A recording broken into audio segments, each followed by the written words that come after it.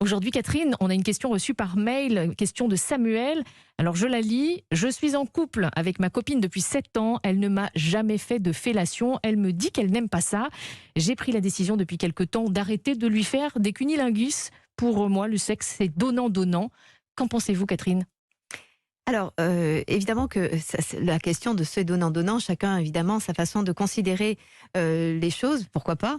On peut se dire que ne pas faire de cunnilingus à quelqu'un qui ne vous fait pas de fellation peut être une façon de lui montrer ce que la frustration ressentie peut valoir pour elle, et peut-être considérer qu'il y a des douceurs éventuellement à lui accorder. Ceci étant, je pense que les choses dans la sexualité ne sont pas aussi partagées. Oui, alors, vous l'avez dit déjà, il ne faut jamais se forcer. Alors, bon, surtout au début d'une relation, mais là, ils sont quand même ensemble depuis 7 ans, donc est-ce qu'elle pourrait essayer au moins une fois ?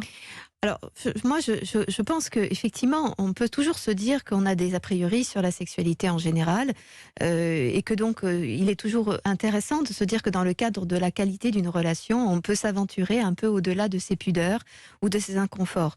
Ceci étant, on a le droit aussi d'avoir des pudeurs, des inconforts, des dégoûts, et être respecté dans ces impossibles. Et au nom d'une société qui trouve que c'est formidable de vivre toutes les positions du Kama Sutra ou tous les actes de la sexualité, ce serait dommage de le faire à ce titre-là, sous prétexte que les gens normaux le font tout cela, puisque ça, c'est encore une fois la société qui impose cette idée-là. Catherine, j'ai un chanteur que j'adore, c'est Enrico Macias, et il disait donner, donner, donner. Donc là, on peut comprendre que si c'est pas donnant-donnant, est-ce qu'il a raison de faire la grève du sexe, en gros, et de dire si tu me donnes pas, je te donne pas, vu que les rapports sexuels sont censés être un échange quand même. Oui, bien sûr. Maintenant, si c'est rédhibitoire pour elle, elle acceptera de ne plus avoir jamais de cunnilingus, parce que ce serait trop violence acceptée que de le faire malgré tout. Donc c'est vrai que la sexualité, c'est un don. Elle peut s'interroger sur le fait d'être si facilement en accueil de ce qu'on fait sur son sexe, de la promiscuité accordée à ce sexe, alors qu'elle y voit quelque chose d'inconfortable ou de dégoûtant. Et puis surtout, ça indique à son partenaire qu'il n'est pas sujet de gourmandise. Mais elle dit qu'elle n'a jamais pratiqué de fellation, donc elle peut pas tellement le savoir si elle ne l'a jamais fait, non ? Est-ce qu'il faudrait pas se lancer à l'eau, peut-être tester, je sais pas, ou passer cette appréhension ?